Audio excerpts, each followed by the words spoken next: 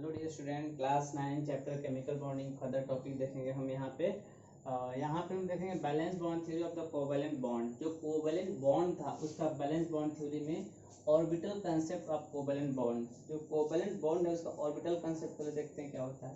तो one orbital can be accommodated at most 2 electron. जो orbital होता है वो मैक्सिमम 2 इलेक्ट्रॉन रख सकता है। एट मोस्ट 2 मतलब 2 होगा, 2 से कम 1 भी हो सकता है, मतलब maximum 2 with opposite sign spin.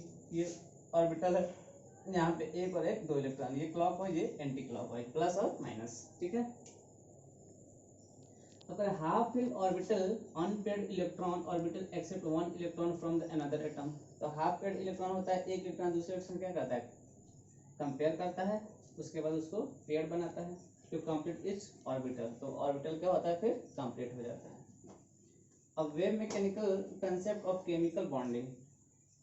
जो केमिकल बॉन्डिंग है ओवरलैपिंग, उसका वेव मैकेनिकल कंसेप्ट 2 होता है, balance bond theory, second molecular orbital theory.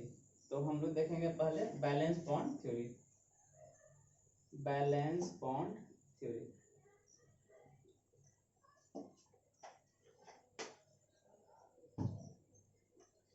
तो बैलेंस बॉन्ड थ्योरी क्या कह रहा है, first point, it was presented by a Hitler London, इसने प्रेजेंट किया, and it was extended by the Pauling and Slater, और उसको एक्सटेंड किया ये साइंटिस्ट पॉलिंग स्लेटर और हिटलर और लंदन ने उसको प्रेजेंट किया। ठीक है।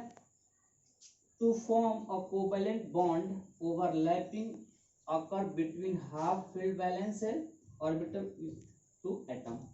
दो एटम के बीच जो हाफ फील्ड बैलेंस सेल है उसमें क्या कहता है, कोवैलेंट बॉन्ड ओवरलैपिंग करता है। Covalent bond overlapping occur between half filled valence shell orbital of the 2 atom. दो एटम के ऑर्बिटल में कोवैलेंट ओवरलैपिंग करता है हाफ शेल में। ठीक है।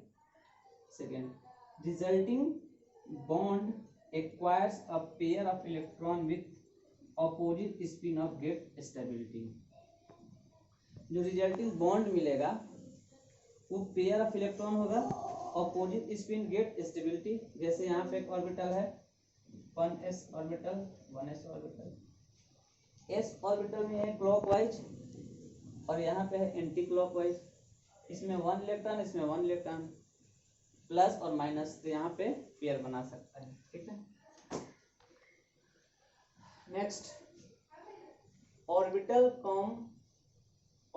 came closer to each other from a direction in which there a maximum overlapping।